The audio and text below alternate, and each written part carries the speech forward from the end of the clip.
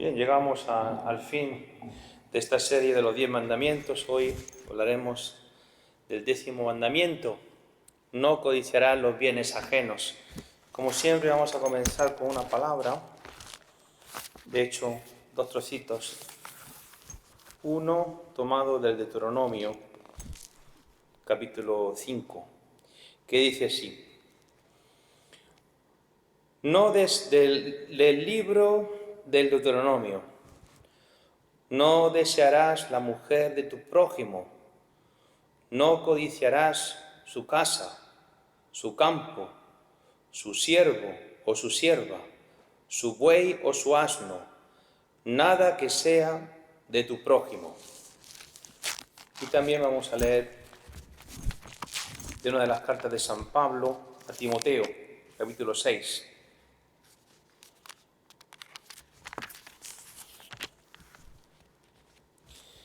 De la primera carta de San Pablo a Timoteo: esto debes enseñar y recomendar.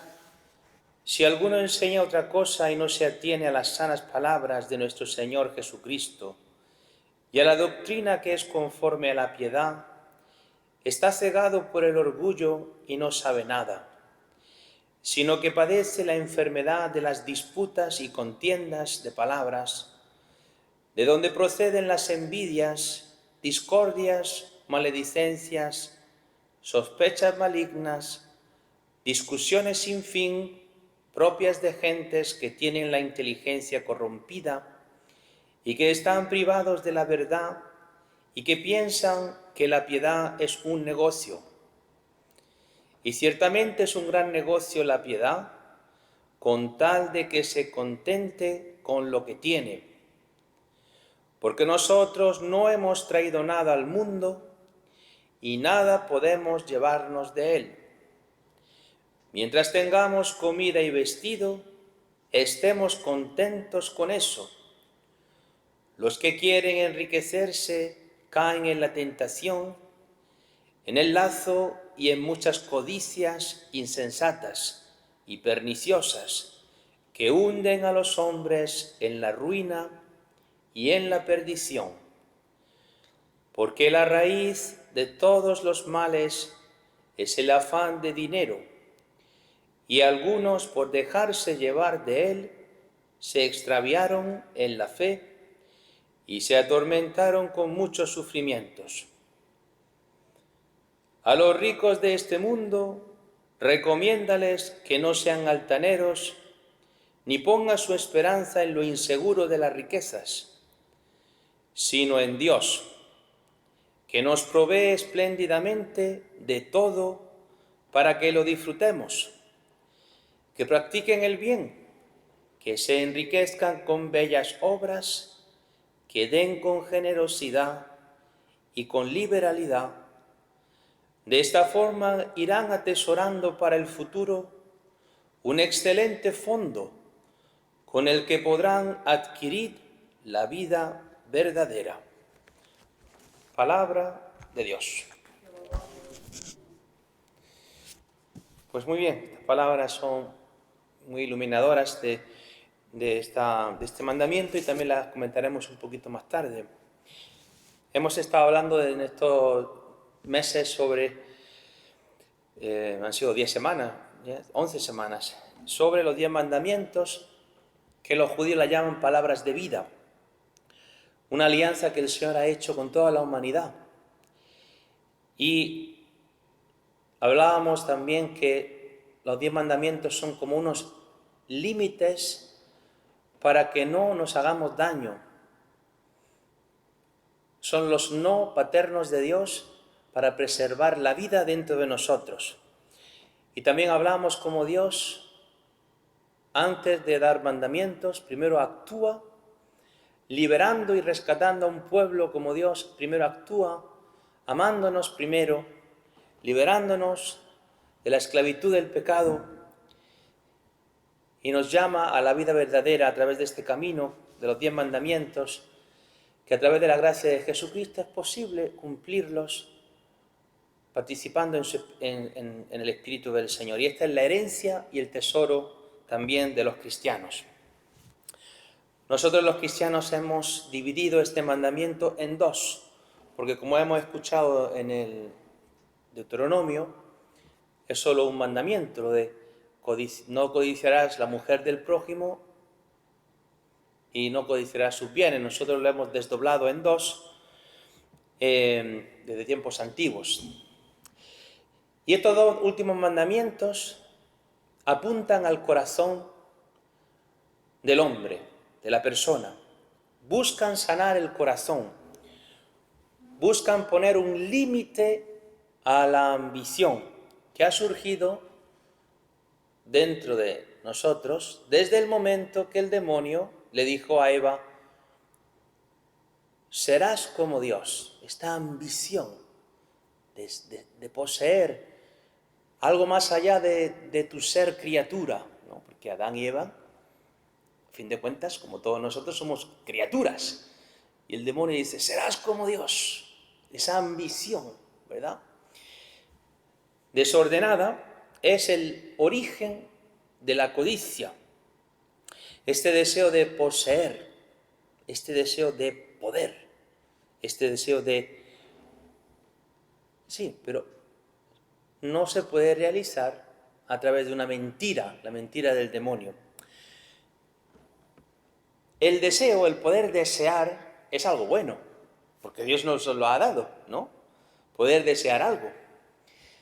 Deseamos vivir, desear hacer el bien, desear servir, desear hacer algo, una obra, ¿no? Eso es bueno. De hecho, si no pudiésemos desear, no pudiésemos amar tampoco, ¿no? El poder desear, la capacidad de desear, o el deseo en sí, es bueno. Si se vive en la condición de una criatura que ocupando el lugar que Dios nos ha dado y según la voluntad de Él, de Dios.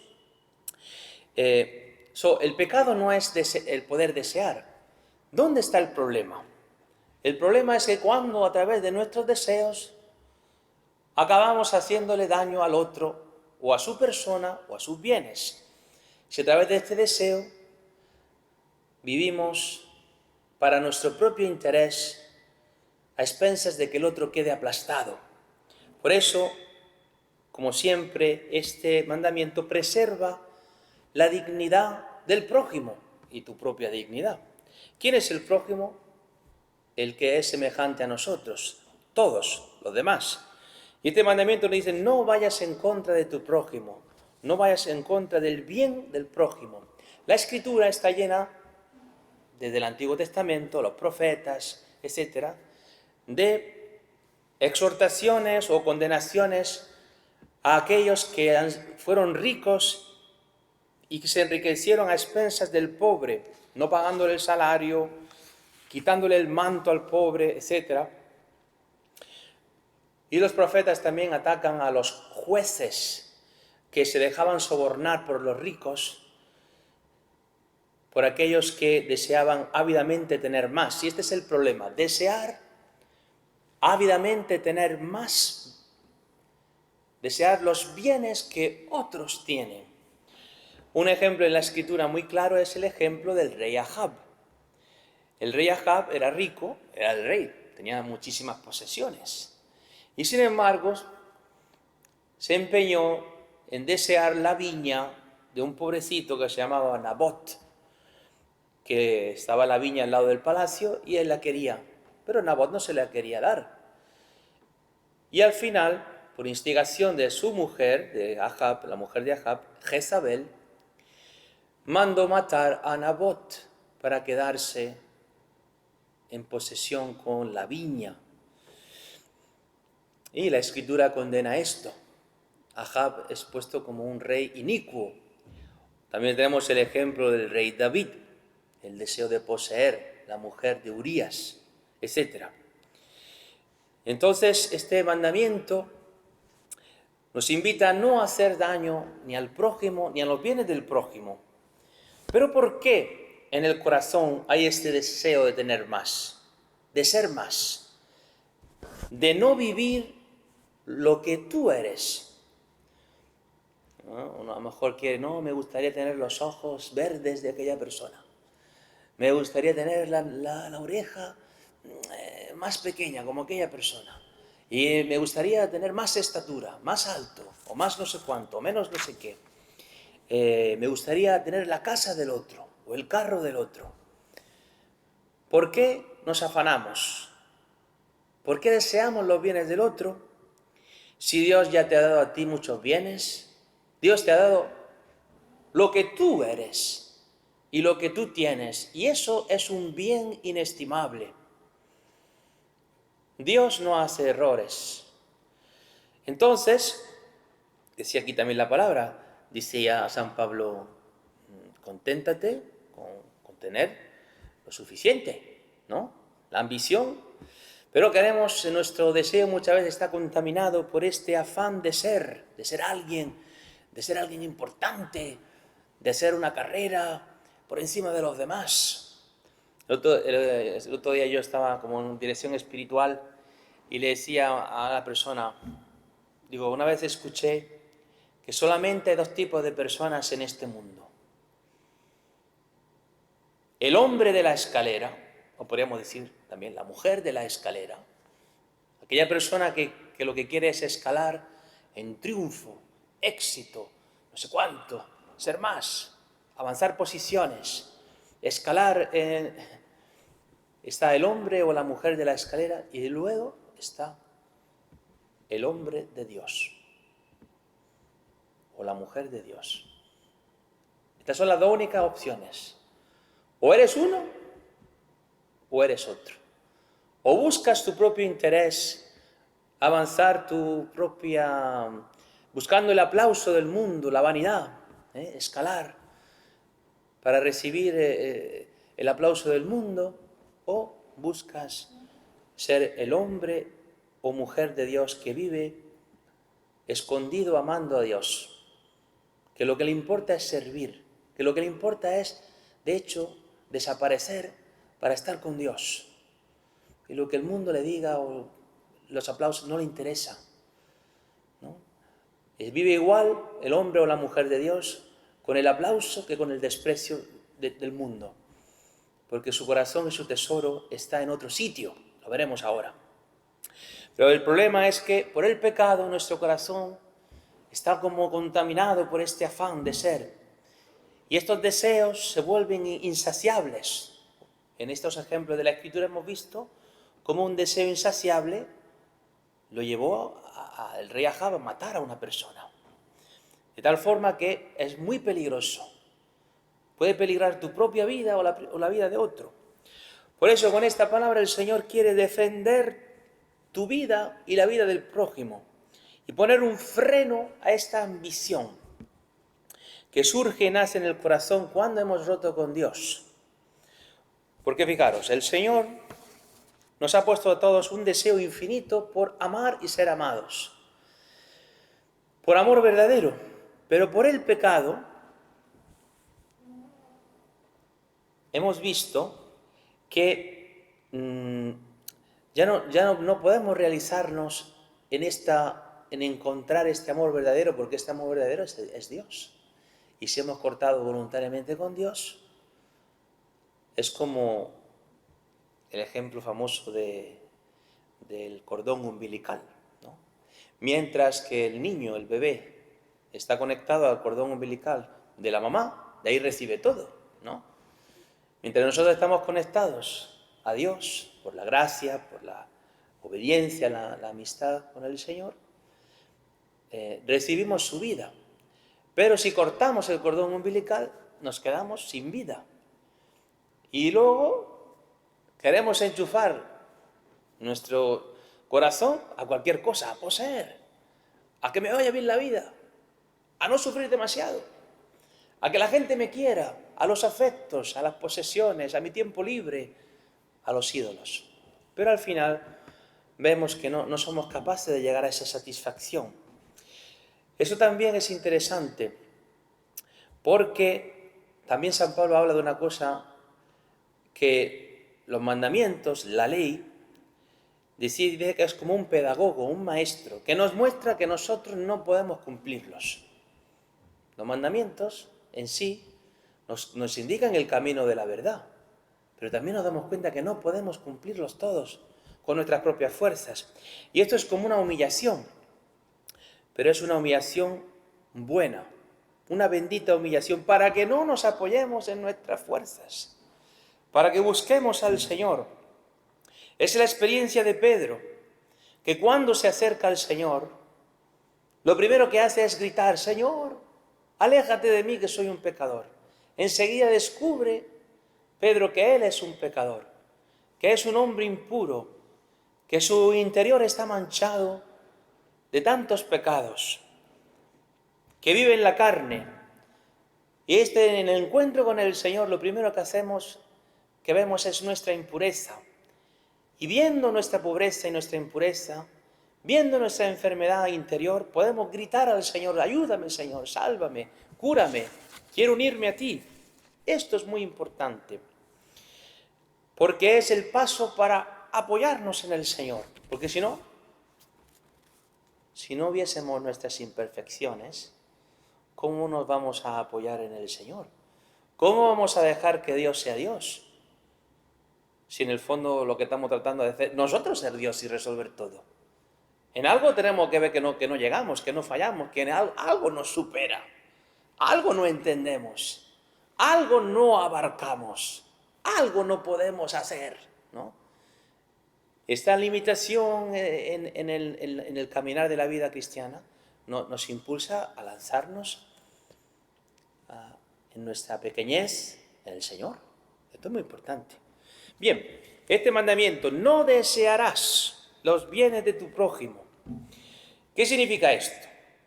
Este mandamiento quiere destruir una cosa que se llama la egolatría. Hacemos una idolatría de mi yo. Pero para destruir esto,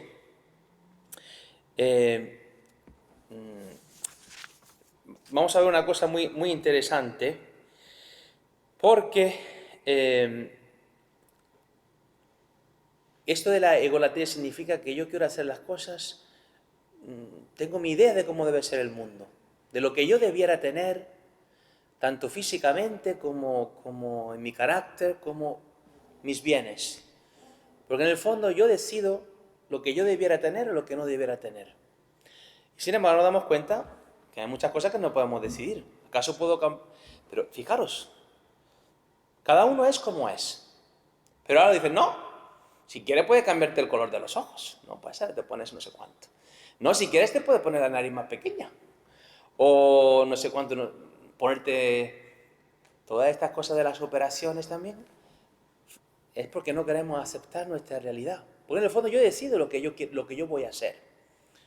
Y si nos metemos en toda la cuestión de lo que el mundo piensa sobre el género, que te dice: si quieres ser mujer te puedes hacer mujer, si quieres hombre te puedes hacer hombre, pues imagínate. Dentro tenemos una cosa que es este engaño del demonio, de ser dioses de nuestra propia vida.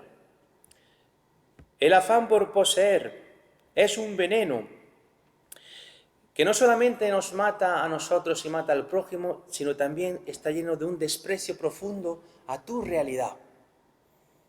No aceptas quién tú eres. Piensas que hay un error en tu historia, en ti mismo o en la familia, que debería ser distinto. Y el demonio nos mete dentro esta amargura de no aceptar nuestra realidad. Porque si no aceptamos nuestra realidad, o bien vivimos tristes, o bien vivimos enojados. ¿No os dais cuenta cuando uno no acepta algo?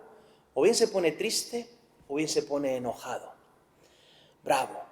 Y sin embargo el Señor nos concede un espíritu distinto. Entrar en su voluntad apoyándonos en Él. No tenemos que cambiar las cosas que Dios nos da. Por algo nos las ha dado Dios. Incluso nuestras limitaciones en el plan de Dios tienen su propósito. Dios eligió a Moisés y no le curó su tartamudez. Le dejó su tartamudez. Oye, pues ha dicho Moisés: Señor Dios bendito, tú que eres santo y todopoderoso, ya que me envías a esta misión y tengo que hablar con gente importante, te pido que me quites este problemilla que llevo. Y sin embargo, ni Moisés se lo pidió, ni Dios se lo concedió tampoco. Le dejó su limitación, porque en esa limitación se tenía que apoyar en Dios. Y podíamos tomar cualquier... Jacob era muy astuto, pero en la lucha con el ángel permitió Dios que le diese un golpetazo en la cadera. Uy, y Jacob ya tenía que ir con un bastoncito, porque la cadera le dolía el nervio ciático, para recordarse que tenía que apoyarse en Dios y no en su astucia humana. Y esto es muy importante. Por tanto, también has descubierto tú en qué Dios te ha dado un golpecito, dónde Dios te ha puesto una limitación, dónde Dios te ha puesto algo que tú no puedes superar. Tú pensabas que era el error más grande de tu vida, que el propósito de la vida es resolver aquello que es erróneo, cuando el Señor está obrando a través de eso para ver que tú lo necesitas, que tú necesitas un Salvador, para que tú y yo podamos decir como Pedro: Señor, ayúdame, Señor, que sin ti me hundo, ¿no? Cuando Pedro se hundía en las aguas, ¿verdad? Este grito de confianza surge cuando vemos nuestra limitación, nuestra falta de fe, nuestra pobreza. Muy importante. Bien, entonces, fijaros que cuando se mete dentro el espíritu de la codicia, en el fondo empezamos a desear lo que tienen los demás. Y terminamos con querer eliminar a aquel que posee aquello que tú no tienes. Te lleva a matar al otro, como el rey Ahab. ¿A qué se debe, dirá San Pablo, que hay entre ustedes contiendas, divisiones, luchas, pasiones? ¿A qué se debe? Dice, por el afán del dinero. Por querer poseer, este afán de tener seguridades humanas, o más seguridades humanas. Esa seguridad que hemos perdido al cortar con Dios. Había una seguridad divina. El tener un Padre en el cielo. ¿Qué más seguridad tú quieres que esa? Esa es la verdadera seguridad. Pero como hemos cortado con esa gran seguridad de nuestra alma, ahora buscamos seguridad en las cosas, en nuestros planes, en nuestras propiedades, en la cuenta bancaria, en la seguridad económica, en la seguridad emocional de la familia, que no haya demasiados problemas. ¿Y qué es lo que permite Dios? Que haya problemas. Dios está obrando a través de todo este lío, que parece que es nuestra vida. Está obrando nuestra salvación, sí, lo vemos con fe. Interesante todo este mundo de la brujería, la santería, está todo relacionado. Porque en el fondo, ¿qué es esto de la santería y la brujería? Es querer, como no acepto esta realidad que tengo, este sufrimiento, quiero manipular a esa fuerza que está ahí, llámala Dios, según lo que piensa el mundo, ¿no? O una mano poderosa ahí, como dicen los gitanos en España, y a ver si yo le hago una ofrenda para que ese Dios haga lo que yo quiero, haga mi voluntad. ¿Y ustedes se creen que a Dios se le puede manipular? Entonces, todo esto es un engaño del demonio. Todo eso de la brujería es un engaño. Los mismos que la practican son engañados por el demonio. Pero en el fondo porque queremos una seguridad. Está todo esa codicia por poseer lo que yo quiero, esta egolatría que decíamos antes. Porque la codicia pervierte el interior. El Señor nos invita a otra actitud. Esta codicia que pervierte el deseo de estar con Dios. Y dice San Pablo en la carta a los Romanos que por eso llegamos a realizar toda serie de impurezas, de avaricias, porque uno se vuelve, como hemos dicho, insaciable, como un agujero negro que por mucho que le eches no te llenas. Y todo por buscar nuestro propio interés. Y se llega a explotar al pobre, a aprovecharse de la situación del otro, que a lo mejor está en una situación de debilidad o de inocencia. Y el que tiene este espíritu de codicia, de querer poseer, se la arregla para aprovecharse para su propio interés del otro. Y sin embargo, este mandamiento nos invita a la verdadera libertad, nos quiere devolver la libertad. ¿Y cómo nos devuelve el Señor la libertad? Pues quien escucha su palabra y sus mandamientos y los pone en práctica, restablece su condición de criatura. Se revierte esta mentira del demonio, que el demonio ha dicho, seréis como dioses. Pero es que el Señor nos ha concedido ser como Dios, participando en su naturaleza divina, que Dios es amor, participando de este don gratuito del Espíritu Santo, nos asimilamos a Dios, nos asemejamos a Dios, somos como Dios. Esto que el demonio prometió a Eva, que no pudo cumplir, y lo utilizó para esclavizarla del mal, Dios nos lo ha concedido realmente, ser partícipes de la naturaleza divina, del amor. Y tanto es así que nos va a hacer participar de su eternidad, de su victoria sobre el mal y la muerte, en la vida eterna, ¿verdad? Sabemos. Pues hemos recibido esta herencia. Y por eso, ¿cómo cumplimos este mandamiento? Dice la palabra, no desees lo que yo le he dado a otro por herencia, la porción de bienes que le he dado a otro.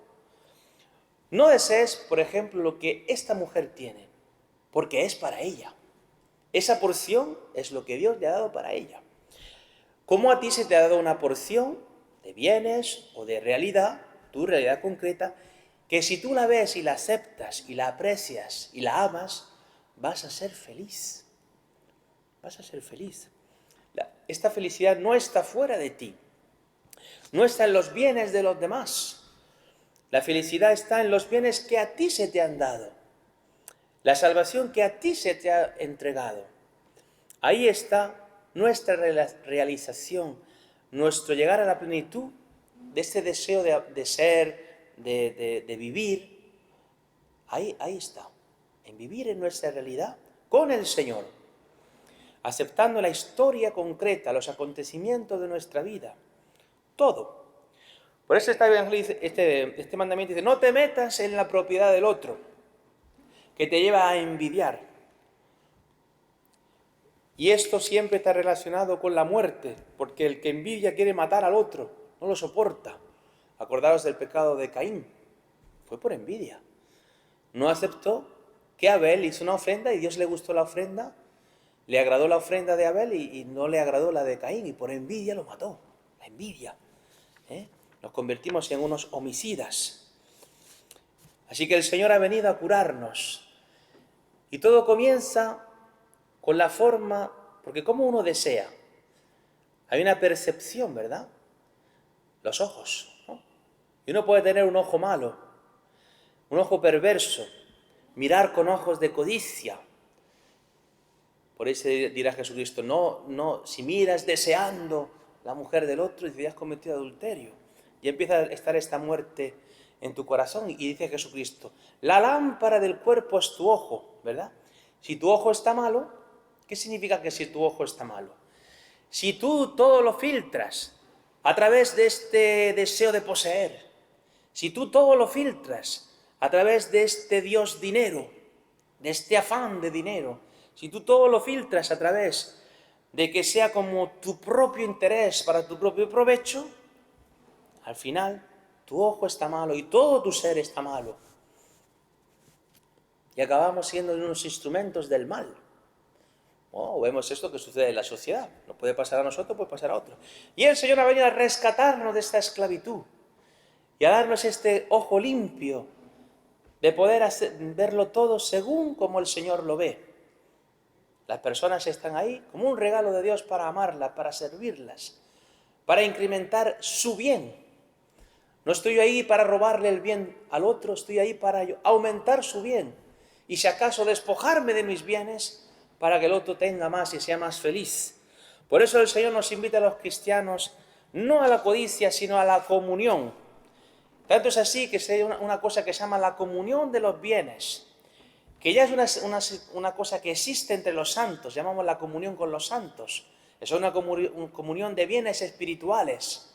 Las gracias que ellos han conseguido por su fidelidad al Señor ahora revierten para nosotros. Esa comunión de bienes espirituales ya existe en la Iglesia.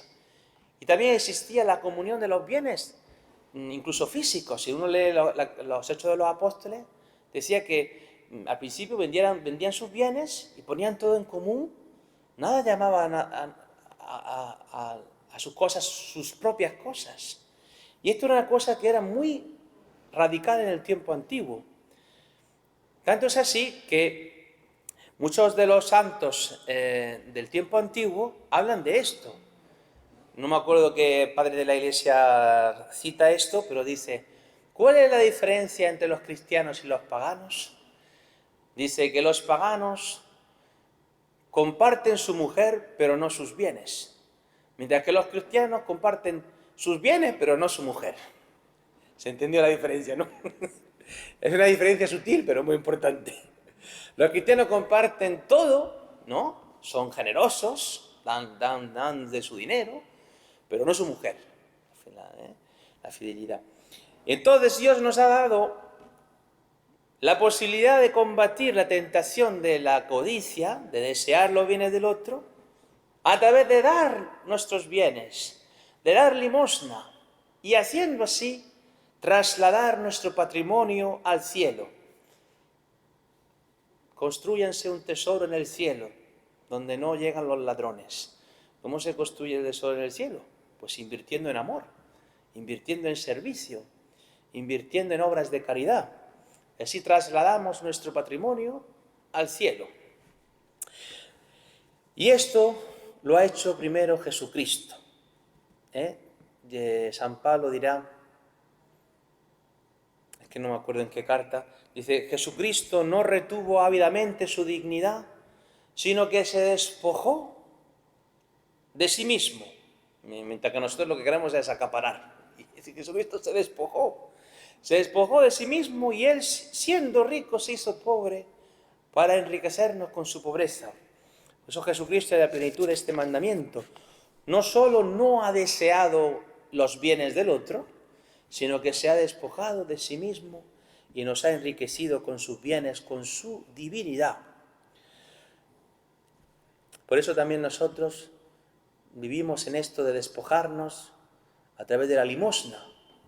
Y con la limosna también se ayuda a las demás. Y como hemos comentado, las primeras comunidades cristianas vivían esta comunión de los bienes, donde el cristiano dice, lo mío es tuyo. Lo mío es tuyo. Mientras que un pagano dirá, lo tuyo es mío y lo mío es mío. No, el egoísmo. San Juan Crisóstomo hablaba que la característica principal de los paganos era la codicia. Y San Juan Crisóstomo, comentando la carta a los Corintios, decía, estar atentos a que verdaderamente no nos volvamos paganos, que nos declaremos miembros del cuerpo de Cristo, pero después nos devoramos mutuamente. Atención, la codicia, la avaricia destruye el amor y destruye el cuerpo de Cristo porque te hace insensible al sufrimiento del otro. De repente ya si el otro sufre, si no sufre, ese pecado también del rico Epulón. Mientras que él estaba con su barriga llena y sus banquetes y eso, su vida, y era insensible al sufrimiento del pobre Lázaro, ¿no? El pobre Lázaro, que estaba a la puerta muriéndose de hambre y nunca lo vio. Insensible, completamente ciego al sufrimiento del otro. Y entonces este es el problema de la codicia, que uno se vuelve ciego, solo preocupado por su ombligo, por su goce, por su disfrute, y hasta tal punto que somos capaces que por afán de dinero y afán de poseer y afán de esto, hasta llevamos a nuestros propios familiares a la corte si hace falta, porque lo que importa es el dinero. ¿Os acordáis de la famosa pregunta que le hicieron a Jesucristo? Maestro, mi hermano me ha quitado lo que es mío, mi parte de la herencia, ¿no? ¿Qué hay que hacer? Uno se hubiese pensado que hubiese dicho Jesucristo, pues muy mal, que te la devuelva. Porque hay que ser justos, ¿no? Que es lo que nosotros pensamos que tiene que ser, ¿no? Y sin embargo Jesucristo le dio un palo a los dos y le dijo, atención, porque la vida no está asegurada en los bienes. Uno le roba al hermano por bienes, por poseer. Y el otro, por amor a sus bienes, lleva a su propio hermano a la corte. Dice, los dos estáis equivocados. Es como si Jesucristo le estuviese diciendo esto, ¿no? Es una interpretación. Porque la vida no está asegurada en los bienes. Y el Señor habla mucho de esto. El famoso caso del hombre dice, bueno, ¿dónde pondré tanto trigo? Construiré graneros más grandes. Y una vez que construyó los graneros más grandes, dice, alma mía, pues ahora come, bebe, banquetea. Y dice que Dios le dijo, necio, esta misma noche se te pedirá el alma. ¿Y esto que has acumulado para quién será? Y por eso estábamos hablando de la sabiduría de los cristianos, de trasladar el patrimonio a los bienes celestes. Buscar las cosas de arriba, dirá San Pablo. Esto es importantísimo. Una de las cosas que más habla el Señor en el Evangelio es de cómo tratar con el dinero, ¿no? Vendan sus bienes, decía Jesucristo, déselo a los pobres y os hará un tesoro en el cielo. Todo esto, canalizar nuestro deseo para lo que verdaderamente hemos sido creados para amar. Y en este proceso el Señor nos da la libertad y nos devuelve este camino de la vida, ¿no? La vida verdadera. No ser un esclavo de las cosas, sino ser un hijo de Dios, una hija de Dios que celebra este tesoro de los bienes intangibles. Por eso para el cristiano, dirá San Pablo, ¿quién me podrá separar del amor de Dios? Es un bien intangible. Por mucho que te persigan, que te quieran robar, que te maten incluso como un mártir, no te pueden robar el regalo de la amistad con Cristo. Por eso al cristiano no se le puede destruir desde fuera. No hay mal, tragedia, persecución, sufrimiento, tribulación, que de fuera te pueda destruir.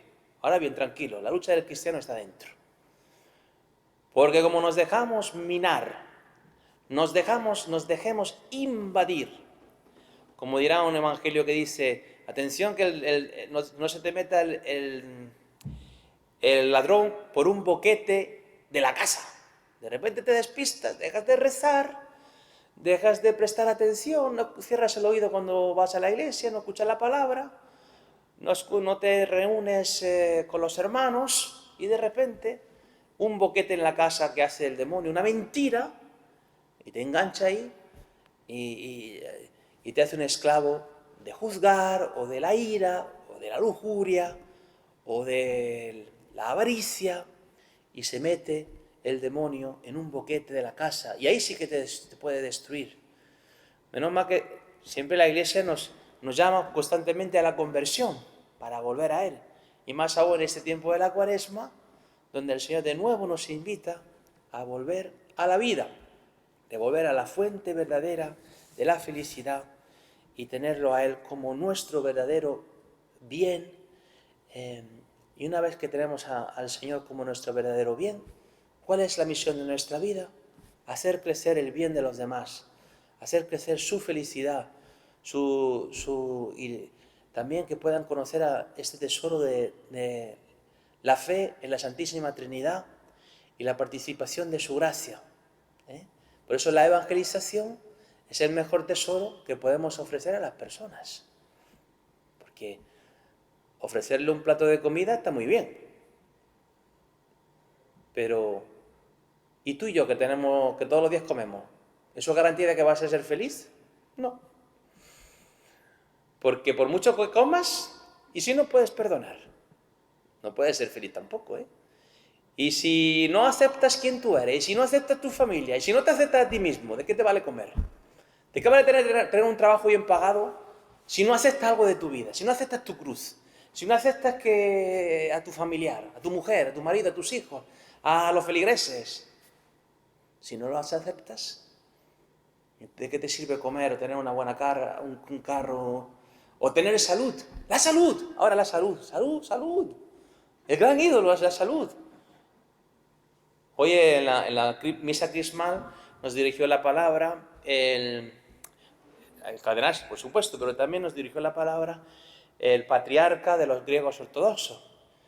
Y él habló en su pequeño comentario a los sacerdotes en la catedral de que la pandemia espiritual, la indiferencia hacia el Señor, la indiferencia hacia las cosas del Señor, esa es la pandemia espiritual, que el mundo se muere porque no tiene hambre de encontrarse con Dios, fuente de toda felicidad. Por eso la evangelización, darle a las personas la posibilidad de encontrarse con el Señor, ¿no? El anuncio que decía San Pablo, decían en griego, el querigma, la proclamación de Cristo muerto y resucitado. Esto es lo que llama a la gente a la fe. Y este llamado a la fe luego los invita a ser engendrados como hijos de Dios. Tenéis que nacer de lo alto, dirá Jesucristo a Nicodemo. Y es semejante al proceso de la Virgen María, que recibe un anuncio, donde el Espíritu Santo hizo que ella concibiese, por obra del Espíritu Santo, al Hijo de Dios. Luego tuvo que ese niño crecer, nacer y luego crecer en la vida oculta de 30 años de formación. Y los cristianos también necesitamos esto. Ser formados en la sabiduría, en gracia, en la obediencia al Señor. Por 30 años el Señor se formó y luego hizo 3 años de misión. Imagínate. La importancia, y esto es también la misión de la parroquia. Invitar a las personas, primer anuncio de la evangelización, que nos llama a la fe, que pone la semilla de la fe, la semilla de esta vida eterna, que es esta fuente inagotable de vida, que comienza y nunca se acaba, porque acabará en el cielo, que es infinito, que es eterno, y luego está todo este proceso de crecimiento hasta el día que Dios nos llame, y junto con esto, la misión. Como Jesucristo, que a los discípulos los hacía estar con Él, formación, y después los enviaba en misión. Estos son los dos movimientos del cristiano: estar con el Señor, formarse, recibir gracia, tomar fuerzas con Cristo, y luego la misión. La misión puede ser servir, puede ser simplemente hacer la voluntad del Señor en tu vida, que bastante misión es, amar, ¿no? Llevar la cruz apoyado en el Señor. Esto es, y esta es la manera que le damos gloria a Dios. Esta es la manera que a través de las obras de amor que primeramente nosotros hemos recibido del Señor y ahora se han encarnado dentro de nosotros, en nuestra realidad, entrando en nuestra realidad sin despreciarla, en nuestra realidad de nuestra vida, nuestra familia, ahí comienza esta obra de amar y para trasladar este patrimonio al cielo. Y este es el propósito de este mandamiento. Pues le damos gracias al Señor que nos ha permitido en este tiempo poder meditar sobre los 10 mandamientos y pidamos que el Señor nos dé su espíritu para poder seguirlos y cumplirlos y así llegar a la vida verdadera. Nos ponemos en pie para una oración final. Señor y Padre Santo, te damos gracias que nos permites recibir esta palabra de vida. No desearás los bienes ajenos, que nos invita a vivir de cara a ti, renunciando a la codicia, al afán de dinero, para poner nuestro corazón en los bienes celestes, especialmente la amistad contigo, la obediencia a ti, la escucha de tu palabra y las obras buenas que tú engendras en nosotros a través de la generosidad, el servicio a los hermanos, la limosna y el resto de obras que tú quieres inspirar en cada uno de nosotros. Ven en nuestra ayuda, envíanos tu Espíritu Santo para que nos fortalezca, nos purifique y nos impulse a seguir adelante, para que en todo te demos gloria, en todo te demos gracias y que nuestra vida sea como un perfume de fragancia agradable ante tus ojos. Todo esto lo pedimos en el nombre de Jesucristo con las palabras del Padre nuestro. Padre nuestro que estás en el cielo, santificado sea tu nombre. Venga a nosotros tu reino, hágase tu voluntad en la tierra como en el cielo. Danos hoy nuestro pan de cada día. Perdona nuestras ofensas, como también nosotros perdonamos a los que nos ofenden. No nos dejes caer en la tentación y líbranos del mal. Amén. Si invocamos la intercesión de la Virgen María. Dios te salve María, llena eres de gracia, el Señor es contigo. Bendita tú eres entre todas las mujeres, y bendito es el fruto de tu vientre Jesús. Santa María, Madre de Dios, ruega por nosotros pecadores, ahora y en la hora de nuestra muerte. Amén.